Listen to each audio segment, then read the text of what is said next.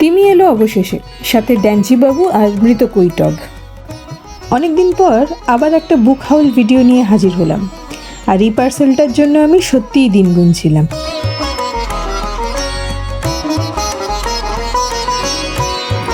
প্রথমেই বেরিয়ে এলো মৃত কৈটব। প্রথম পর্ব পড়ে ভালো লেগেছিল, তাই দ্বিতীয় পর্বটা হাতে পাওয়ার অপেক্ষায় ছিলাম। অবশেষে সেটাও বুকশেলফে নিজের জায়গা করে নিল। এরপর এলো ড্যান্সিনামা, আর সবশেষে যার জন্য এতদিন অপেক্ষা, তিমির হনন। এমন কিছু বই থাকে যেগুলো হাতে পাওয়ার আনন্দটাই আলাদা। পড়া শুরু করার আগেই মলারটা উল্টে দেখি, পাতাগুলো একটু দেখি, নতুন বইয়ের গন্ধ নিই। মনে হয় একটা নতুন যাত্রা শুরু হতে চলেছে। আর পুরো মুহূর্তটাকে আরও সুন্দর করে দিল টিমির এক কাপ চা আর একটা সুন্দর পোস্ট কার্ড। এবার দেখি এই 3টে বই আমাকে কোথায় নিয়ে যায়। আর তোমরা বলো তো, তোমরা হলে কোন বইটা দিয়ে শুরু করতে?